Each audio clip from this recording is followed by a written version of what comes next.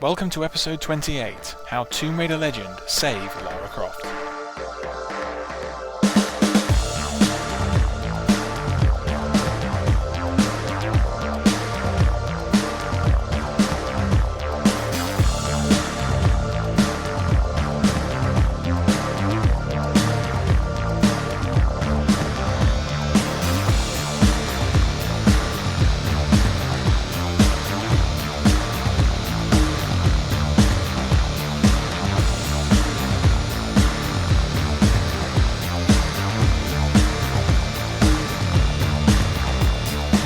The original Tomb Raider was released in 1996.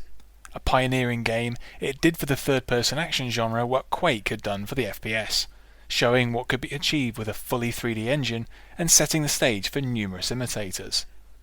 The Derby-based developer Core Design would rise to become a British success story, and the game's protagonist Lara Croft would go on to become a gaming icon and one of the industry's few household names.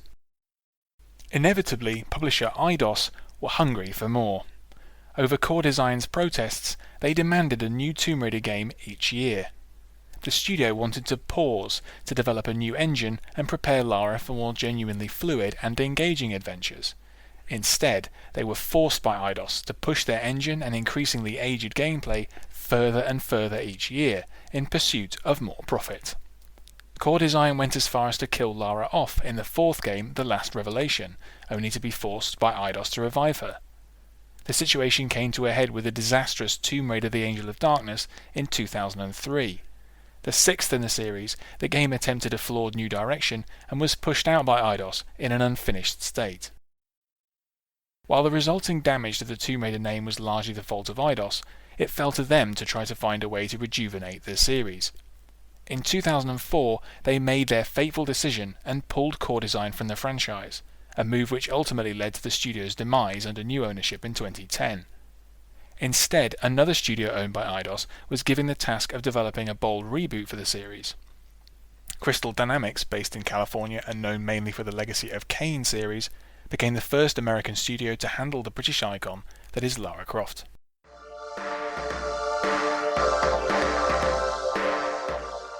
The new game was Tomb Raider Legend and saw release on the PC, PlayStation 2 and Xbox in April 2006. The overwhelming impression is of a game which is smooth and accessible. The game's structure is broken up into more manageable segments, the control scheme is overhauled, a much more cinematic feel is evident, and the fast-paced story shepherds the player from one location to the next. Taking around 6 to 7 hours to complete, Legend has simpler puzzles than previous Tomb Raider games and a somewhat more dynamic form of combat. If Crystal Dynamics' goal was to modernize the series with a slick, propulsive experience, they succeeded in some style. In all, Tomb Raider Legend sold around 4.5 million copies, compared with the 2.5 million shifted by The Angel of Darkness. The reputation of the series and the stature of the Lara Croft character were dramatically improved. All of this set the stage for the game's 2 follow-ups and to the series' continuing success today. However, it's easy to lose sight of just how different Legend was upon its first release, and how its design contributed to the revitalizing of a storied series that seems now like a permanent fixture of the third-person action landscape.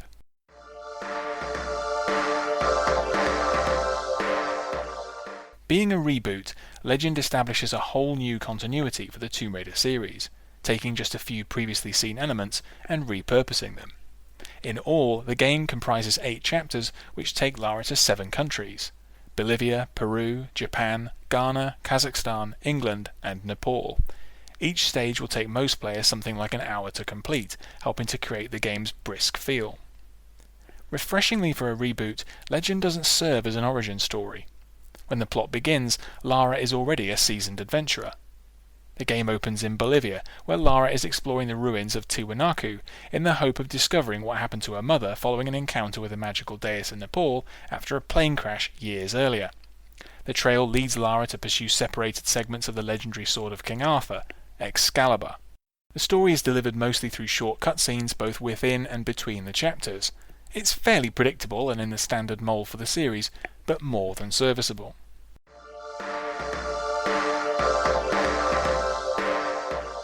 While The Angel of Darkness had contributed visual and audio improvements, Legend takes this to the next level.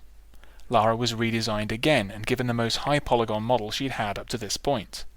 British actress Keeley Hawes, known mostly for the British spy series Spooks, was an excellent new choice for Lara's voice actress. The diverse environments in the game are generally well differentiated. The previous game was criticised for its emphasis on urban environments, and originally Legend was to feature none at all. Ultimately, a compromise position was settled on, which resulted in the inclusion of the Tokyo segment. At one point, a third location in Latin America was planned, but this was felt to take away from the game's variety, so it was scrapped and replaced with a Kazakhstan chapter. This is easily one of the more novel locations, set within a largely abandoned Soviet research facility dating from the 1950s.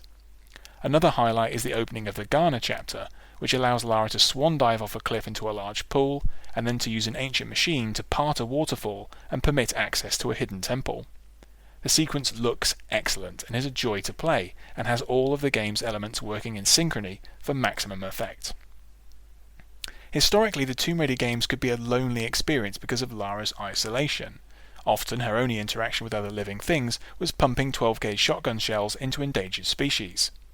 Legend attempted to remedy this by keeping Lara in regular radio contact with her team back at base, consisting of brash tech expert Zip and bookish researcher Alistair, who both appear to know little about their areas of expertise, but do provide a degree of comic relief.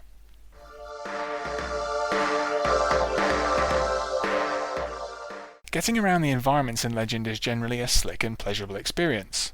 Prior to 2006, one of the elements which was most distinctive about the Tomb Raider games was also one of those which most held it back: its idiosyncratic movement and controls.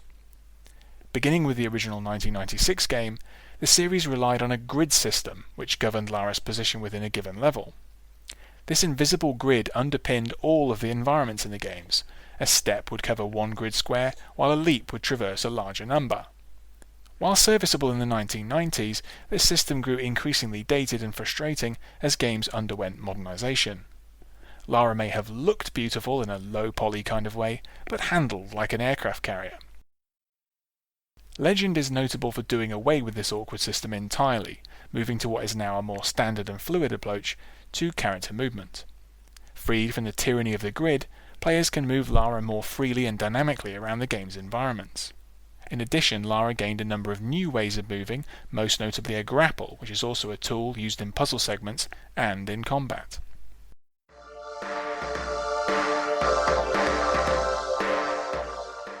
Compared with previous games in the series, Legend has a more rigid separation between different aspects of the gameplay: exploration, puzzles and combat.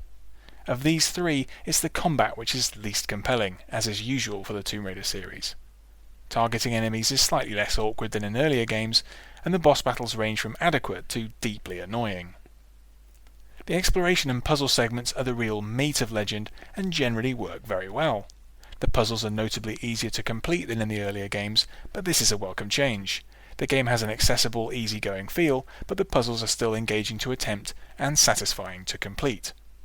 The integration of new tools like the smart binoculars and grapple into puzzles is one of the most notable additions Crystal Dynamics made to the series.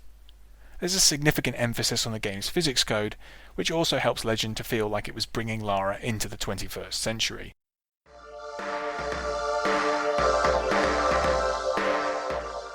If Tomb Raider Legend was to be described in one word, a good choice would be smooth. This is a Tomb Raider experience which softened out almost all of the hard edges of the previous games. Its story, puzzles, combat and exploration are all easier to digest than the classics developed by Core Design. The whole experience is wrapped in a visual presentation that literally rounds off the hard edges and abstracted level design of the past era, moving to something more organic and imaginative. Lara herself is a warmer, more witty character than ever before, more human and easier to identify with. Played today, Legend is a reminder of how much more streamlined third-person actions games were in 2006. In contrast with newer games, it isn't a vast and sprawling open-world adventure, nor is it bogged down with a raft of menus, inventory items, upgrades, skill trees, experience gains, maps and other miscellaneous subsystems that break the immersion. It may not be as pure a Tomb Raider experience as the games which precede it, but it may just be the perfect midway point between that and the cluttered and overly realistic feel of the 2013 reboot series. There's a pervasive freshness and warm, easygoing element to Legend, which gave the series a much-needed shot in the arm. It contributed in a crucial way to the longevity of Tomb Raider, and is still, boss battles accepted, a compelling experience a decade and a half later. In 2007, Crystal Dynamics would bring this new Lara into an even more direct encounter with the series' legacy, with the era-mixing remake of Tomb Raider Anniversary. But that, as they say, is a story for another time.